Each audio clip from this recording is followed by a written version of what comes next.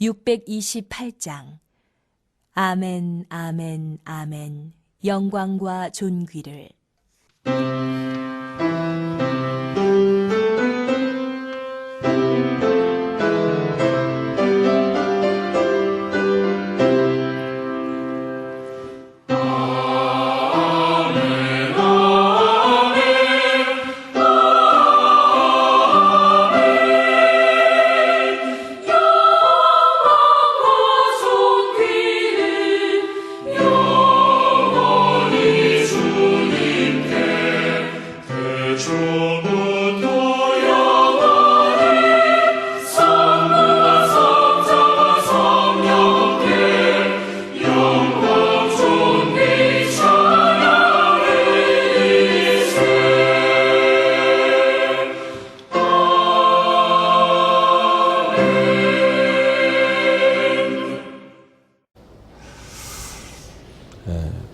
이 본교회에서 저희 교회를 위해서 특별히 15명 이내까지 모일 수 있도록 그렇게 배려를 해 주셨습니다. 그래서 지난주부터 우리가 예배를 드리기 시작을 했는데요. 오늘은 사랑속과 온유속 두 속이 함께 모여서 예배를 드리도록 하겠습니다. 우리 다 같이 함께 묵도하심으로 성령 강림절 후 6번째 주일입니다. 7월 2번째 주일 예배를 우리 하나님 앞에 드리겠습니다.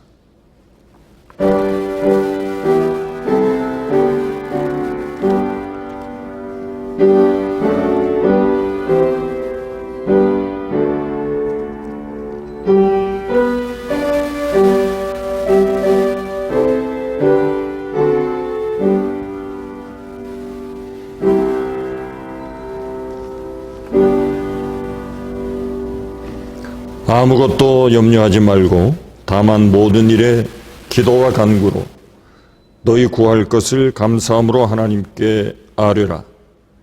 그리하면 모든 지각에 뛰어난 하나님의 평강이 그리스도 예수 안에서 너희 마음과 생각을 지키시리라.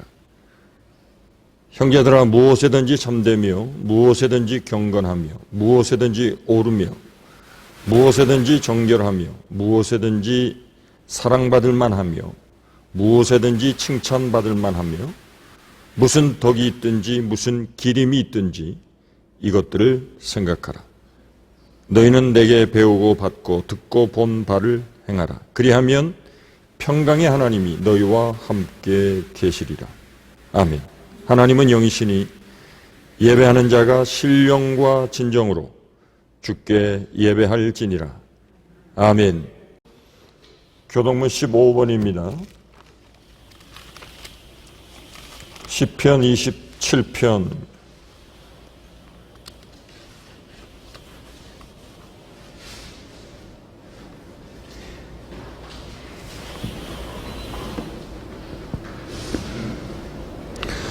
여호와는 나의 빛이요 나의 구원이시니 내가 누구를 두려워하리요.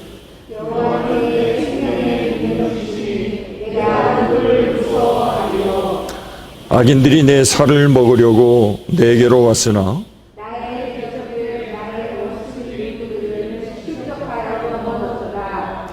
군대가 나를 대적하여 진칠지라도 내 마음이 두렵지 아니하며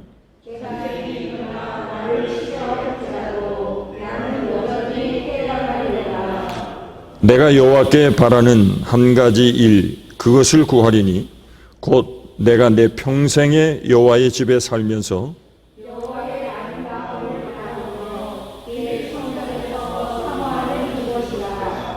여호와께서 환난 날에 나를 그의 초막 속에 비밀히 지키시고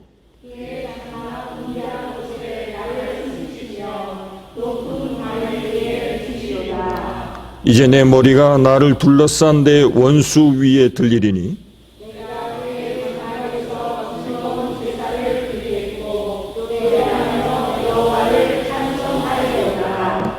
아멘.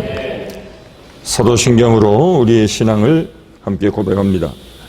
나는 전능하신 아버지 하나님, 천지의 창조주를 믿습니다. 나는 그의 유일하신 아들 우리 주 예수 그리스도를 믿습니다. 그는 성령으로 잉태되어 동정녀 마리아에게서 나시고 본디오 빌라도에게 고난을 받아 십자가에 못 박혀 죽으시고 장사된 지 사흘 만에 죽은 자 가운데서 다시 살아나셨으며 하늘에 오르시어 전능하신 아버지 하나님 우편에 앉아 계시다가 거기로부터 살아있는 자와 죽은 자를 심판하러 오십니다. 나는 성령을 믿으며 거룩한 공교회와 성도의 교제와 죄를 용서받는 것과 몸의 부활과 영생을 믿습니다. 아멘.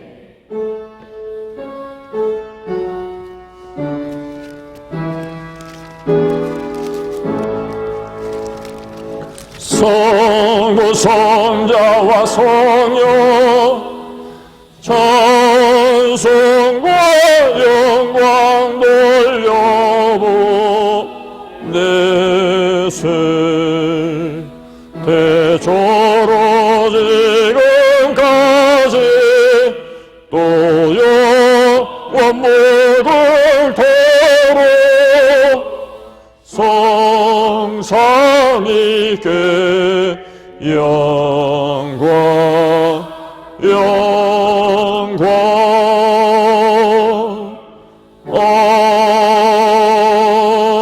아멘.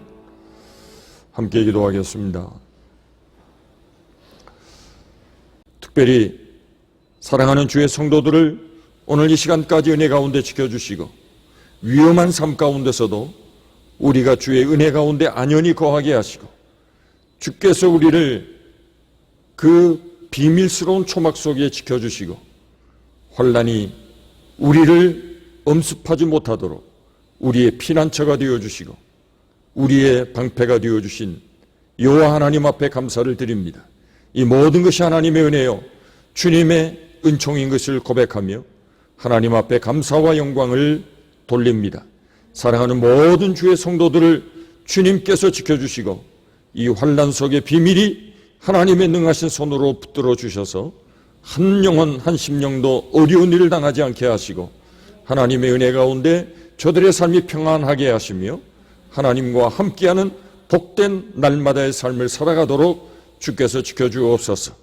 특별히 우리의 심령 가운데 하나님 주신 귀한 사명, 주님이 부르시고 우리에게 맡겨주신 거룩한 주님의 나라의 확장을 위한 이 비전과 꿈이 사라지지 않도록 우리에게 다시 한번 새 힘을 주시고 주님의 거룩하신 뜻을 받들어 주님 앞에서는 그날까지 우리에게 맡겨진 그 길을 잘 달려갈 수 있도록 주의 성령으로 충만하게 하시고 하나님의 은혜와 은사들로 축복하여 주옵소서. 오늘도 예배 가운데 주님이 함께 하시고 이 예배를 통하여 다시 한번 우리의 영육이 힘을 얻게 하시고 살아계신 하나님을 체험하게 하시고 하나님께 영광을 돌리는 귀한 시간 되도록 복을 나누어 주옵소서. 예배를 주님 앞에만 온전히 맡겨드립니다.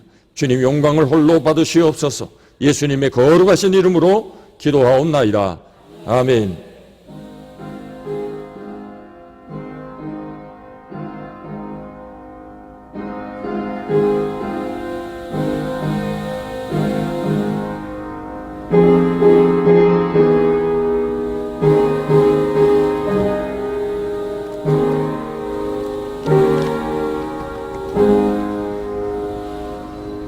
아멘. 415장 찬송 부르겠습니다.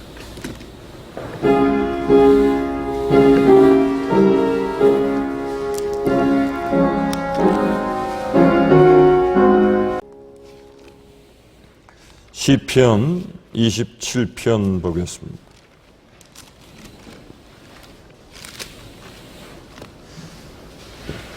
1절부터 8절까지입니다.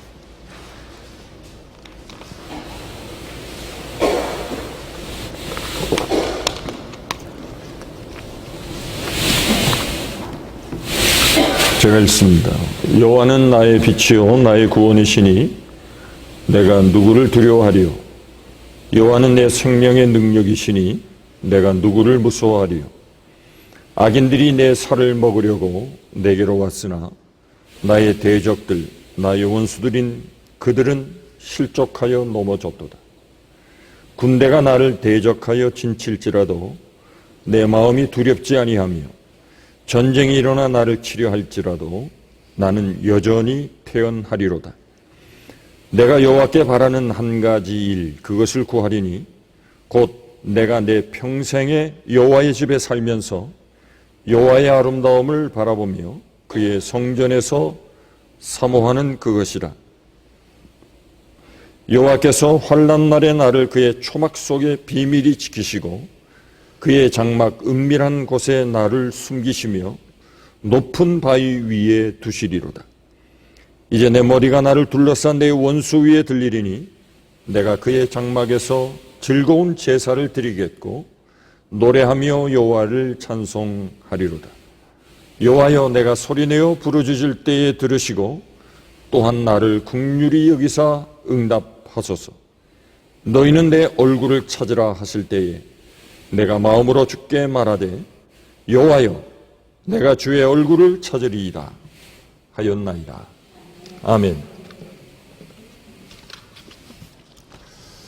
시편 27편은 다윗의 시입니다.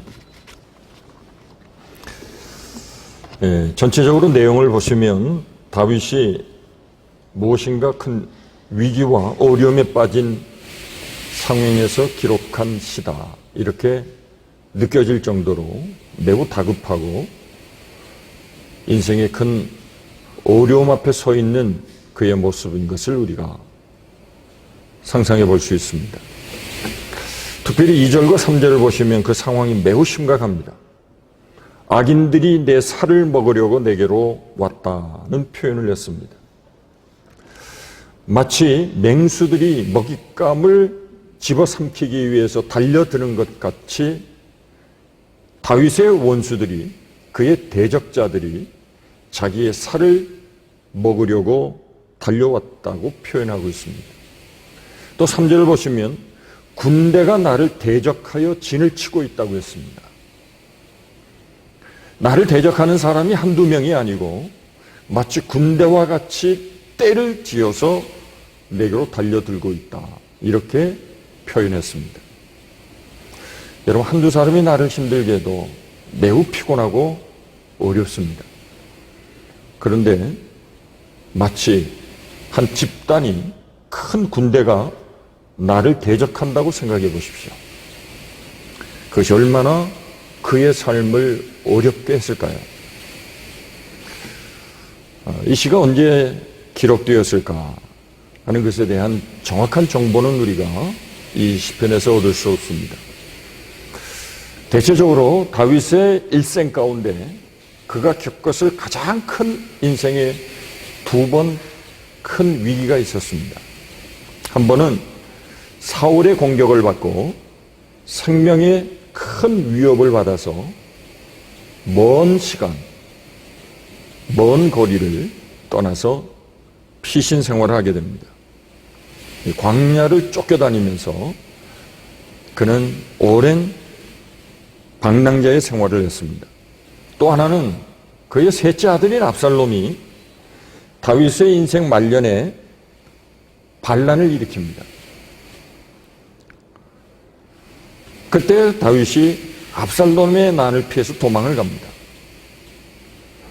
아마도 사울로 인해서 도피하던 그 생활, 아니면 아들 압살롬 때문에 도망가서 피신하던 이 두 가지가 다윗의 일생 가운데 가장 큰 어려움의 시기였다고 말할 수 있습니다. 어떤 상황에서 이 시를 지었는지 정확한 것은 우리가 알 수 없지만 그는 매우 어려운 상황에 직면해 있다라고 하는 것을 알 수 있습니다. 특별히 2절 이하를 자세히 보시면 악인, 대적, 원수, 군대, 전쟁, 악을 토하는 자, 이렇게 그의 대적자들에 대한 다양한 표현이 기록되어 있습니다. 다시 말하면 대단히 위험한 상황이 있다는 것을 고백하고 있는 말씀입니다. 우리가 만약 이런 상황에 부딪히게 된다면 우리는 불안과 두려움과 공포에 쌓여 있을 것입니다. 여러분, 우리가 인생을 살아가면서 가장 두려운 것은 두려움입니다. 내가 실제로 겪는 그 어려운 상황보다 더 무서운 것이 두려움입니다.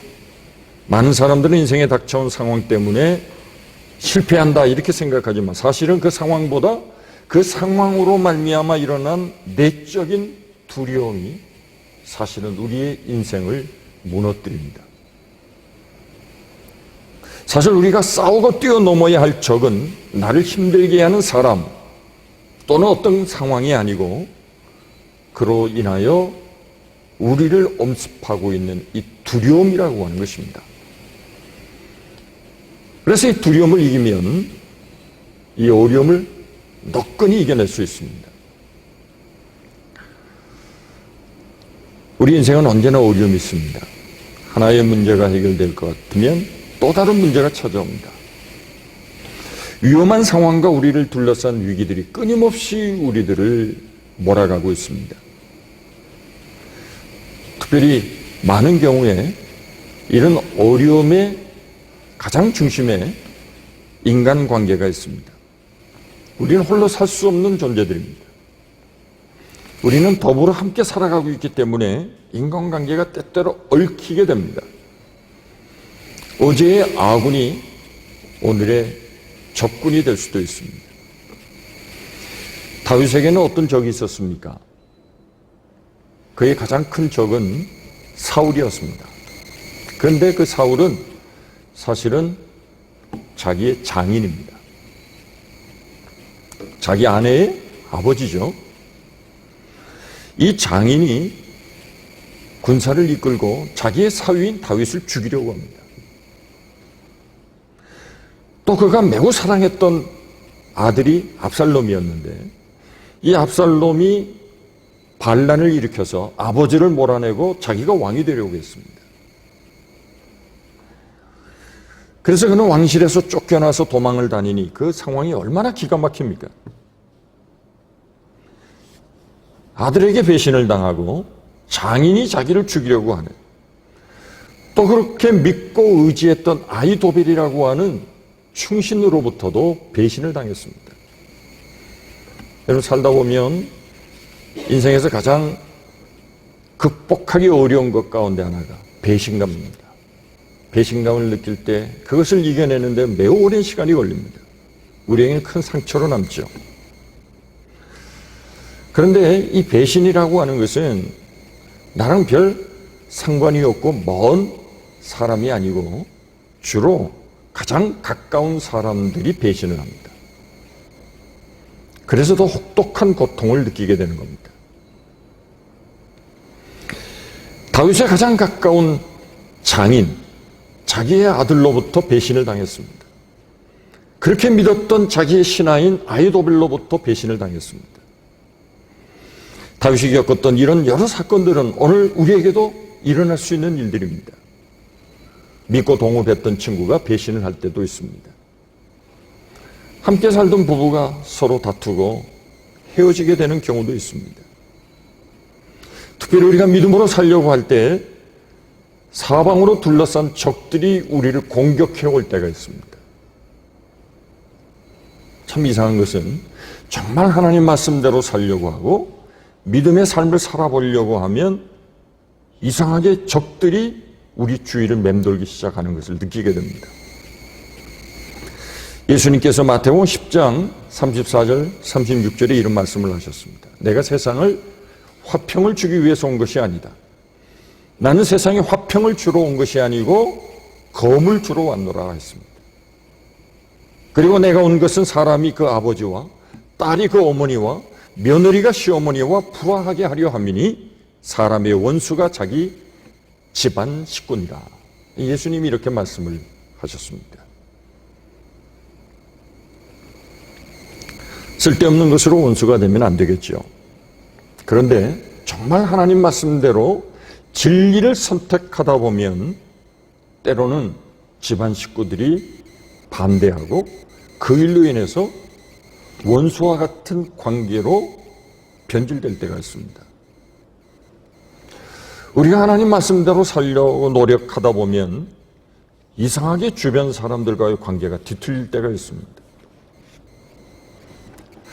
종교개혁자인 마틴 루터도 어느 날 하나님의 복음의 진리를 깨닫고 종교의 개혁의 기치를 들기 시작했을 때 생각지 않았던 주변에 그렇게 가까운 친구들이 갑작스럽게 그를 반대하고 그의 대적자로 바꿔주는 모습을 경험했습니다.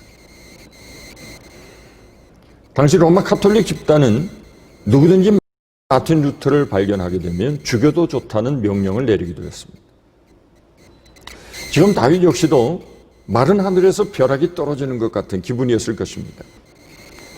압살롬이라고 하는 자신의 아들로부터 반역을 당할 때 민심이 얼마나 흉흉해졌겠습니까? 허겁지겁 신발도 신지 못하고 머리도 가누지 못하고 옷도 제대로 입지 못하고 다윗성을 떠나 피신할 때 자신의 모습이 얼마나 기가 막혔겠습니까? 사랑했던 아들이 원수가 되어서 자기에게 비수를 들이대는 이런 상황에 몰리게 된 것입니다. 다윗은 이 어려움이 엄습하는 순간 그는 그 두려움의 원인과 자기에게 어려움을 주는 대상에게 초점을 맞추지 않았습니다. 이것이 다윗의 위대한 모습입니다. 복잡한 신앙 가운데 살아가면서 다윗이 지금 주목하고 있는 것은 그를 어렵게 하는 상황과 그의 대적자가 아니었습니다.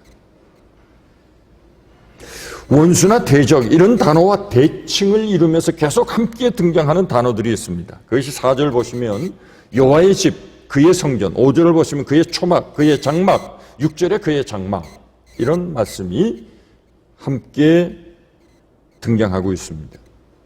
성경을 자세히 보면서 계속 나오는 단어들은 특별히 강조하기 위함이라고 하는 것을 기억하셔야 됩니다. 지금 다윗은 원수의 공격에도 그의 관심은 하나님의 집에 있었습니다. 그의 기도의 초점도 하나님의 집에 있었습니다. 다윗은 지금 대적으로부터 자신을 지켜낼 수 있는 길이 무엇인지를 잘 알고 있었습니다. 물론 상황은 어렵고 두렵지만 그러나 그는 하나님을 기억하고 여호와의 집을 생각했습니다. 5절에 여호와께서 이 무서운 환난 날에 나를 그의 초막 속의 비밀에 지키시고 나를 그의 장막의 은밀한 곳에 숨기시며 높은 바위 위에 나를 두시리로다. 이렇게 고백했습니다. 사실 지혜로운 사람은 무모한 싸움을 하지 않습니다. 악한 자와 직접 싸우는 것은 매우 어리석은 일입니다. 악과 싸우기 위해서는 나도 악을 동원해야 됩니다. 그러다 보면 진흙탕 싸움이 됩니다. 지금 다윗의 관심은 자기를 대적하는 자신의 대적자나 원수에게 두지 않았습니다. 3절 보시면 군대가 나를 대적하여 진칠지라도 내 마음이 두렵지 아니하며 전쟁이 일어나 나를 치려하여도 나는 여전히 태연하리로다 했습니다. 여기 태연하리로다 하는 말씀은 신뢰한다, 안전하다는 뜻이 있습니다. 다윗은 원수가 군대와 같이 때를 지어 진을 치고 자신을 공격하려고 있는 이 상황에서도 나는 하나님 안에 안전하다, 나는 태연하다 이렇게 고백하고 있습니다. 신앙의 거인다운 모습이죠. 우리가 흔히 하는 실수는 나를 힘들게 하는 상황이나 사람에게 마음을 집중하는 것입니다. 그래서 점점 일이 꼬여지고 어려워집니다. 그러나 내 관점과 내 초점이 나를 어렵게 하는 상황에 초점을 두지 않고 내 인생을 늘 나와 함께 하시고 지금까지도 나를 지켜주시는 여호와 하나님을 향하게 되면 의외로 모든 문제가 쉽게 해결되는 것을 경험하게 됩니다. 마귀는 우리를 두렵게 하고 불안하게 합니다. 그래서 아무것도 하지 못하도록 합니다. 이 두려움이라고 하는 것은 심리적인 현상이 아닙니다. 엄격하게 보면 아주 중요한 영적인 문제입니다. 어떤 태도나 단순한 감정의 문제가 아닙니다. 두려움은 영적인 차원에서 다루지 않으면 해결할 수가 없는 것입니다. 그래서 예수님께서도 너희는 두려워하지 말고 근심하지 말라. 나를 믿으니 또 하나님을 믿으라. 그렇게 말씀하셨습니다. 우리가 아무리 많은 지식을 갖추고 있어도 그 지식이 내가 처해 있는 환경에서 나를 건져내 주지 못합니다. 우리의 의지나 감정적인 노력을 해도 두려움에서 쉽게 빠져나올 수 없습니다. 대표적인 예가 사울입니다. 사울 왕은 모든 면에서 절대적인 권력을 가지고 있는 왕이었습니다. 그런데 그는 늘 두려움에 빠져 삽니다. 하나도 부러울 것이 없는 왕권을 가지고 있는 왕이었지만 그는 왠지 모르는 두려움에 사로잡혀 있었습니다. 사무엘상 18장 12절을 보시면 여호와께서 사울을 떠나 다윗과 함께 계심으로 사울이 그를 두려워한지라 했습니다. 하나님의 영이 사울을 떠났습니다. 그리고 다윗과 하나님이 함께 하셨습니다. 그 이후로부터 사울은 다윗을 두려워하기 시작했습니다. 다윗은 인간적으로 보면 사울과 비교가 되지 않습니다. 사울은 왕권과 군사력으로 다윗을 단 한 번에 죽일 수 있는 위치에 있었습니다. 그리고 다윗은 그 일로 인해서 도망다니는 사람이었습니다. 그런데 이상하게 사울이 다윗을 두려워했습니다. 이것은 상황의 문제가 아니라 영적인 문제라고 하는 것을 우리에게 보여주고 있는 말씀입니다. 여호와께서 사울을 떠나셨습니다. 그리고 하나님의 영이 다윗과 함께 하셨습니다. 그래서 사울은 다윗을 두려워하게 되었습니다. 사울의 인생은 두려움을 제거하지 못해서 스스로 몰락의 길을 걸어가게 됩니다. 다윗에 대한 지나친 질투심으로 불필요한 행동을 했습니다. 두려움에 사로잡히면 문제를 점점 키우게 됩니다. 판단력이 무뎌지게 됩니다. 사울은 나중에 두려움을 이기지 못해서 무당을 찾아갑니다. 그리고 광기 어린 폭력을 동원합니다.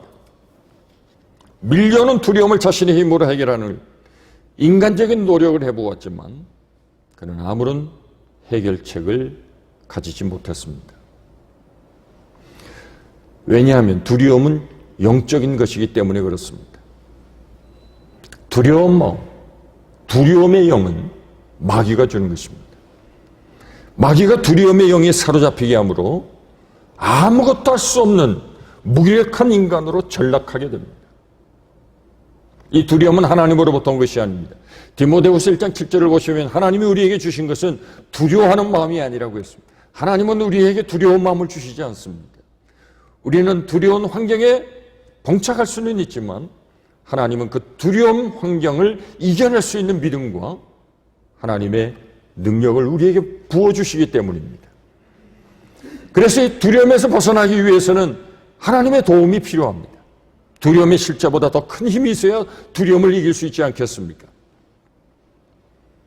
4절을 보십시오. 내가 여호와께 바라는 한 가지 일, 그것을 내가 구하리니 곧 내가 내 평생에 여호와의 집에 살면서 여호와의 아름다움을 바라보며 그의 성전에서 사모하는 그것이라 했습니다. 이런 상황이 어려워지면 마음이 쪼개지고 나누어집니다. 그래서 점점 어려워지는 것입니다. 그릇이 깨어지듯이 마음이 깨어져 버린 마음이 산란해집니다. 그래서 심란하다 그런 표현을 쓰지 않습니다.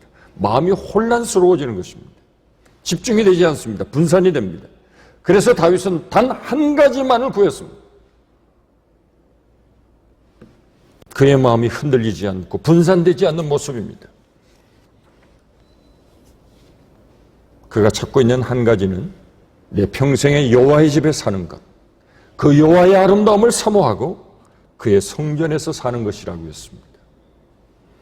다시 말하면 다윗이 지금 바라는 것은 단 한 가지, 하나님의 집을 사모하는 것이었습니다. 왜 성전을 찾을까요? 여호와의 얼굴을 구하기 위한 것이었습니다. 8절 보십시오. 너희는 내 얼굴을 찾으라 하실 때에 내가 마음으로 주께 말하되 여호와여 내가 주의 얼굴을 찾으리라 하였나이다. 매우 중요한 대목입니다. 하나님은 너희는 내 얼굴을 찾으라 그렇게 말씀하십니다. 다윗이 그냥 하나님을 찾는 것이 아니라 하나님이 먼저 다윗에게 내 얼굴을 찾으라 그렇게 말씀하신 것이죠. 사실 성경 전체에 걸쳐서 하나님께서 말씀하시는 핵심적인 주제가 하나 있습니다. 그것은 바로 하나님께서 우리에게 너희는 나를 찾으라. 그러면 너희는 나를 만나리라 하신 말씀입니다. 하나님을 찾고 찾으면 내가 너희를 만나리라. 이 성경 전체에 자주 등장하는 말씀입니다. 하나님을 놓쳐버린 것이 모든 인생의 문제의 근원입니다. 하나님을 놓치면 내 인생의 모든 문제가 끊임없이 우리를 덮으려고 합니다. 다윗은 여호와의 얼굴을 내가 찾으리라 라고 하는데 여호와의 얼굴을 찾는다는 것이 무슨 의미일까요? 하나님의 은혜를 구한다는 것입니다. 여러분, 우리가 두려움을 느끼게 될 때 우리에게 필요한 것은 하나님의 얼굴입니다. 하나님을 만나면 두려움이 사라집니다. 믿으십니까? 정말 하나님을 만나면 무엇도 두렵지가 않습니다. 상황은 변한 것이 없지만 여전히 내 마음의 평안이 존재하고 있는 것을 느끼게 됩니다.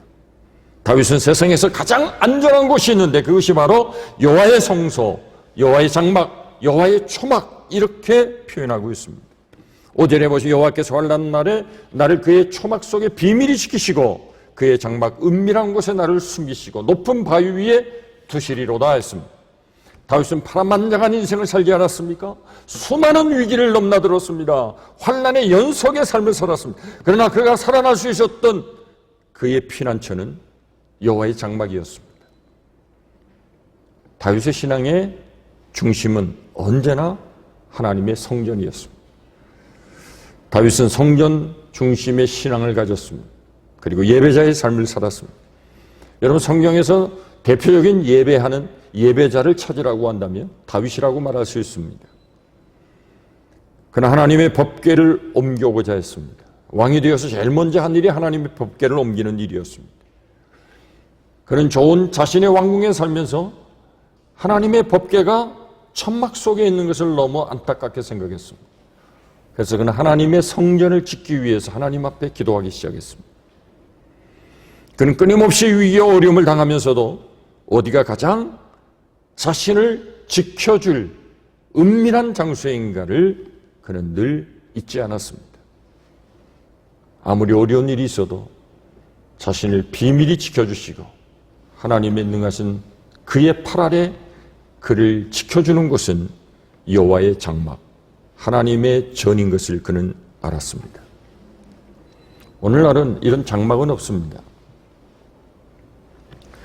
구약의 의미에서 하나님의 장막, 하나님의 성소는 건물이 아니고 하나님의 임재가 있는 곳입니다. 모세가 하나님의 성막을 지을 때 성막을 다 지은 이후에 하나님의 영광이 빽빽한 구름과 같이 둘러싼 하나님의 초막 가운데 머물러 있었습니다. 그래서 모든 이스라엘 백성들은 그 성막을 향하여 엎드려 경배했습니다. 지금 우리가 드리는 이곳에 하나님이 함께 하신다면 이곳은 진정으로 하나님이 거하시는 하나님의 성전입니다. 우리를 지켜주시는 하나님의 비밀스러운 초막입니다. 야곱의 생애를 보면 야곱도 매우 파란만장한 인생을 살았습니다. 야곱의 생애를 한마디로 말하면 나그네 인생이라고 말할 수 있습니다.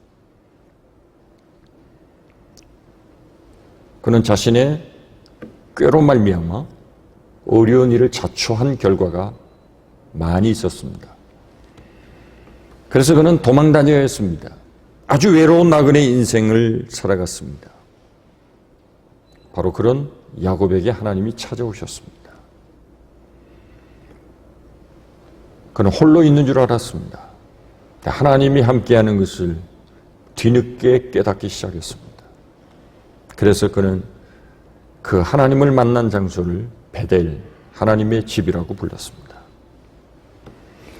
오늘 우리 인생에 아무리 어려운 일이 일어난다 할지라도 하나님의 임재가 있는 곳이라면 그곳이 성소가 되고 지존하신 하나님의 은밀한 장소가 되고 그곳이 나의 삶을 보호하는 하나님의 처소인 것을 분명히 믿으실 수 있기를 간절히 축복합니다.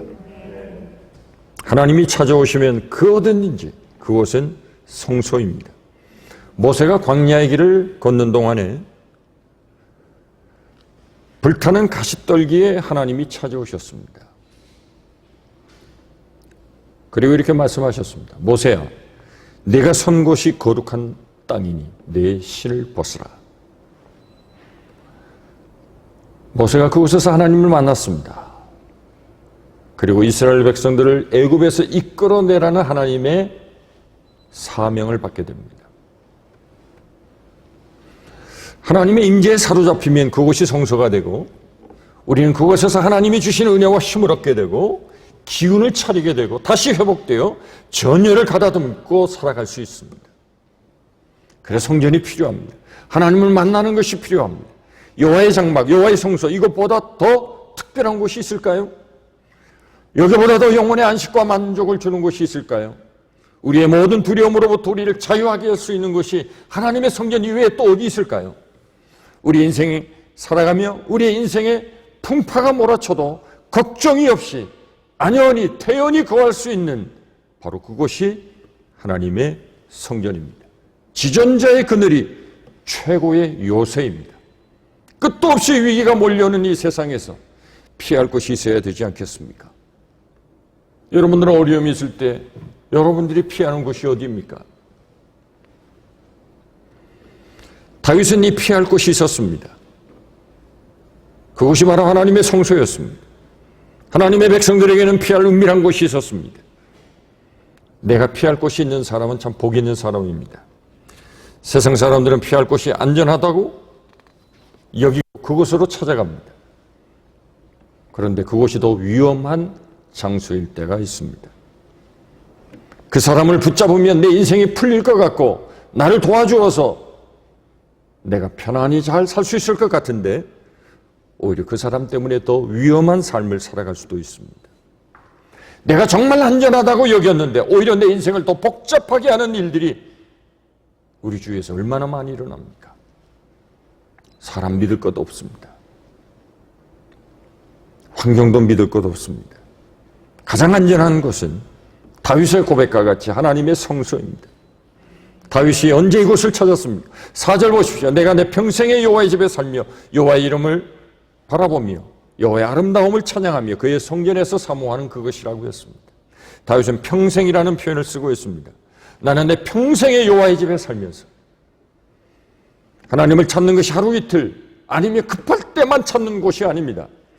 다윗은 늘 하나님의 전을 사모했습니다. 평생 하나님의 집에 거하는 삶을 살았습니다. 어려움이 올 때마다 그는 하나님의 성전을 찾아갔습니다. 그는 편안할 때에도 하나님의 성전에서 하나님을 앙망했습니다. 그의 시편의 많은 부분에서 그는 끊임없이 성소를 사모하고 바라보았다고 고백하고 있습니다. 하나님의 사람들은 다른 선택의 여지가 없습니다. 성도들이 머물러야 할 곳은 여호와의 집입니다. 하나님의 임재가 있는 곳입니다. 그래서 시편 84편 10절을 보시면 주의 궁정에서 한 날이 다른 곳에서의 첫날보다 나은즉 악인의 장막에 사는 것보다 내 하나님의 성전에 문지기로 있는 것이 더 좋다고 고백했습니다. 이것은 경험해본 사람만의 고백입니다.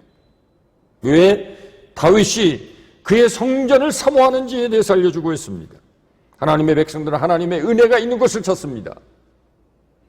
하나님의 임재가 있는 곳을 찾습니다. 그곳에 가야 내 영혼이 살기 때문에 그렇습니다. 6절을 보십시오. 이제 내 머리가 나를 둘러싼 내 원수 위에 들리리니 내가 그의 장막에서 즐거운 제사를 드리겠고 노래하며 여호와를 찬송하리로다 했습니다. 다윗은 매우 중요한 단어를 하나 쓰고 있습니다. 그의 장막에서 즐거운 제사를 드리겠다고 했습니다. 이러한 표현은 구약에서 찾아보기 매우 어려운 표현입니다. 즐거운 제사, 이것은 형식적인 예배를 말하는 것이 아닙니다.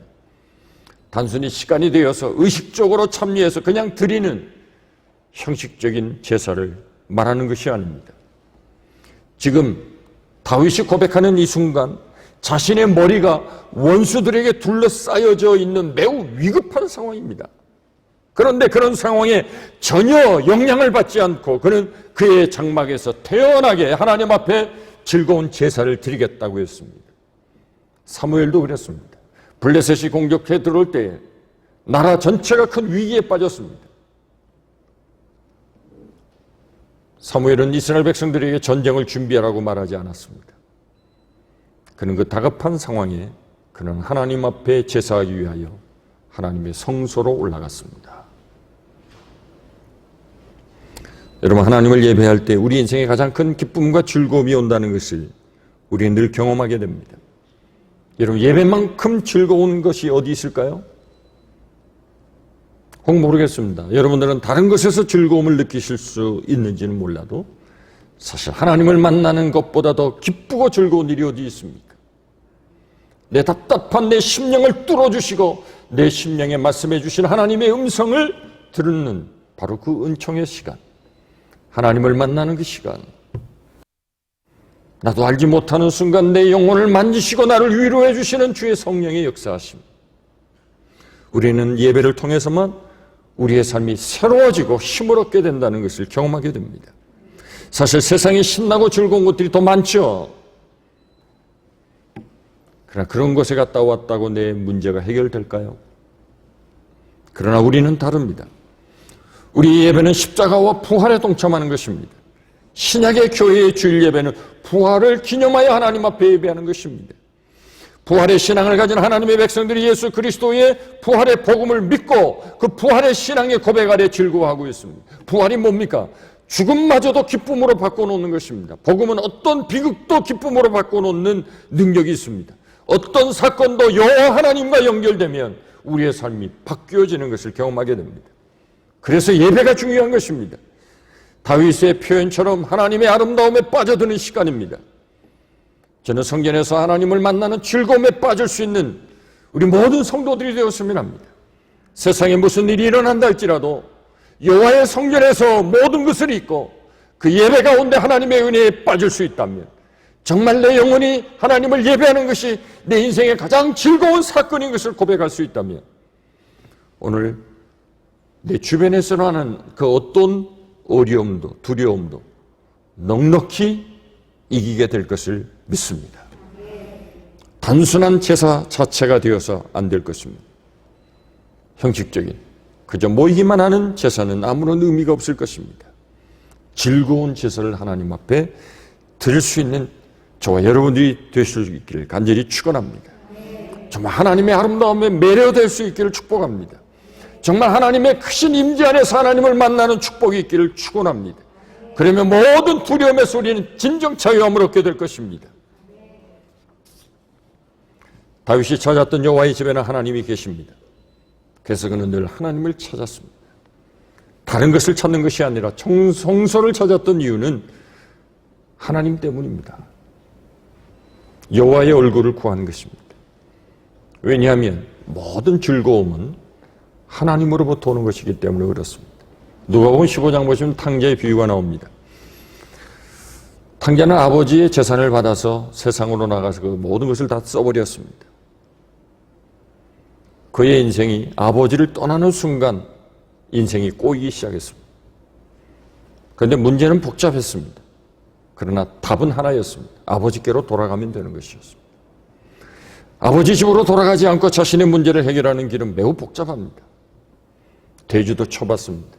종살이도 해봤습니다. 그것으로 그의 인생의 문제를 찾을 수 없었습니다. 그의 인생의 답은 단 한 가지였습니다. 아버지께로 돌아가는 것이었습니다. 성경 전반이 우리에게 들려주는 메시지가 무엇입니까? 하나님께로 돌아가라는 것입니다. 그 하나님을 찾으라는 것입니다. 오늘 이 시대가 탕자의 문명 아닙니까? 하나님 아버지를 떠난 문명입니다. 모든 문제는 거기로부터 출발했기 때문에 하나님께로만 돌아가면 모든 문제가 해결됩니다. 다윗은 지금 여호와의 얼굴을 찾고 있습니다.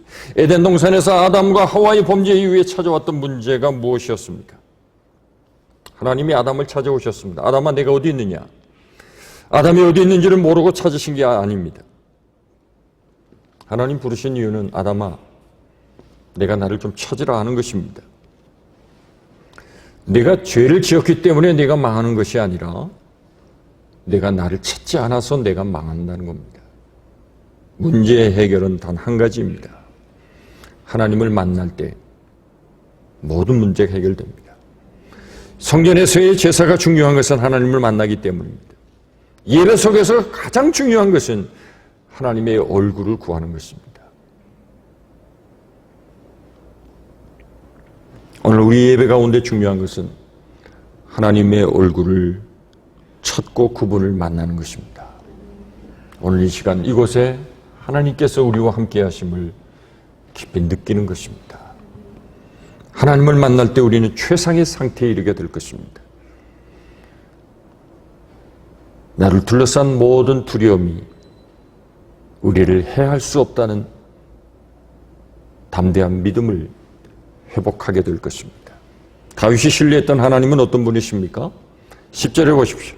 내 부모는 나를 버렸으나 여호와는 나를 영접하시리다 했습니다. 왜 다윗이 내 부모는 나를 버렸다라고 했을까요? 다윗에게 일어난 일은 아닙니다.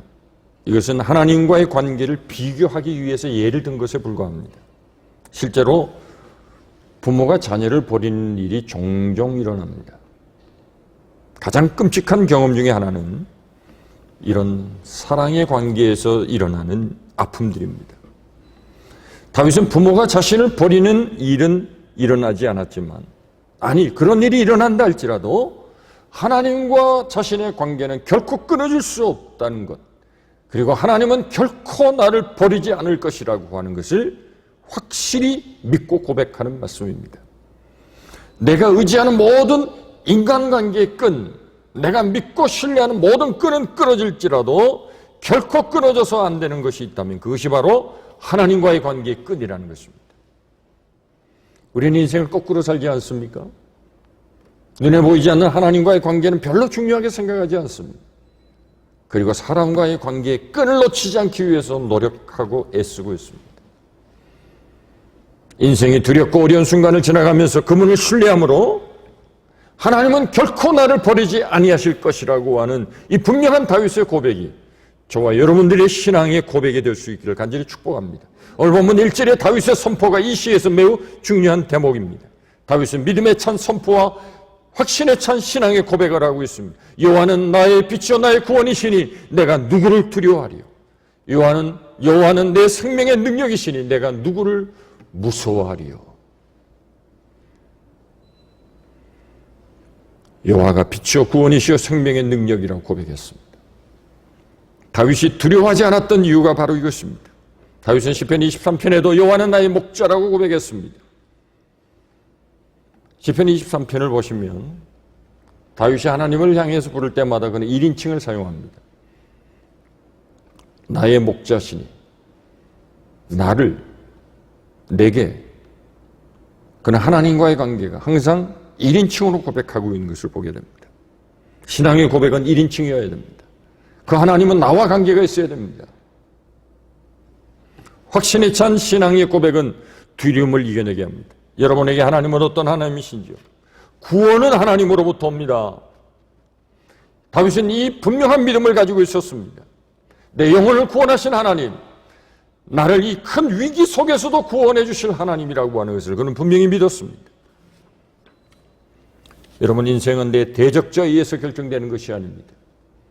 대적자와 나의 어려운 환경이 나를 무너뜨리는 것이 아닙니다. 내 인생은 하나님이 나와 함께 하시면 그 어떤 어려움 속에서도 일어날 수 있습니다. 하나님에 의해서 내 인생이 결정되는 것입니다. 나의 죽고 사는 것이 하나님의 손에 있습니다.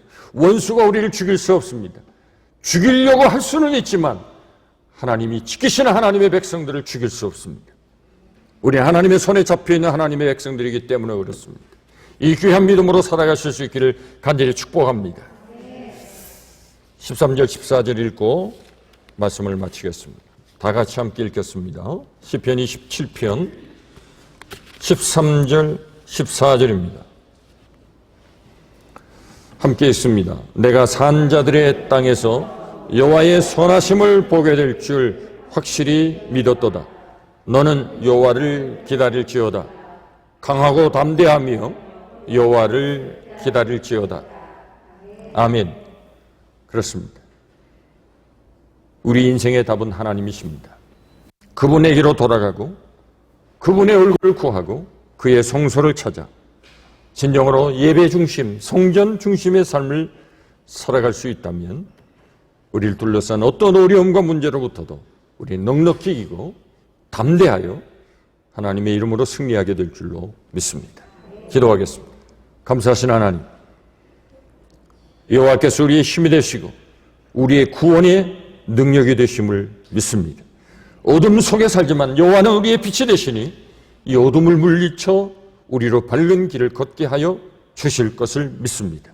주의 백성들을 축복해 주셔서 어떤 어려움 속에서도 여호와로 인하여 승리의 삶을 살게 하시고 하나님을 만나는 이 기쁨과 하나님을 예배하는 이 즐거운 예배를 통하여 우리의 영이 회복되게 하시고 새로워져서 하나님이 부어주시는 그 은혜로 능력을 힘입어 승리하는 하나님의 모든 권속 주님의 백성들이 되게 하여 주옵소서. 예수님의 이름으로 기도하옵나이다.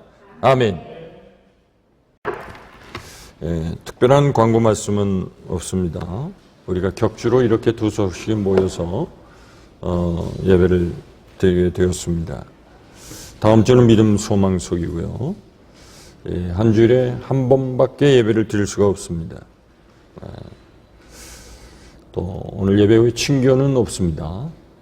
그저 간단히 인사하시고 돌아가시면 되겠습니다.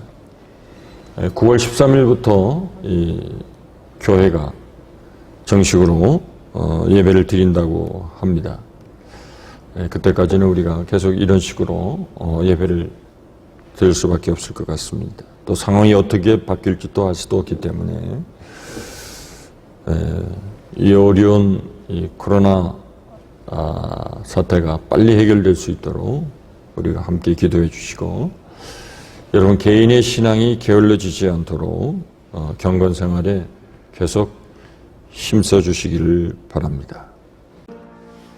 지금은 우리 구주 예수 그리스도의 구속의 은혜와 하나님 아버지의 그 크고 무한하신 사랑하심과 성령님의 감화 감동 내지의 충만 교통 우리와 함께 하시는 은혜가 이 땅에 살아가며 다윗과 같이 늘 하나님의 전을 사모하고 하나님을 기억하며 여호와를 바라며 사는 하나님의 자녀들로 인생의 어떤 어려움도 넉넉히 이기고 승리하는 하나님의 귀한 자녀들 가운데, 주님 세우시는 임마누엘 교회 가운데, 모든 성도들 가운데 하시는 일마다 꿈꾸며 기도하며 바라는 모든 기도의 제목들 가운데 이제로부터 영원토록 항상 우리와 함께 하시기를 간절히 축원하옵나이다.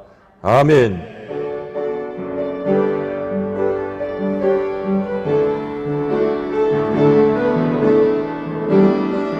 아버지,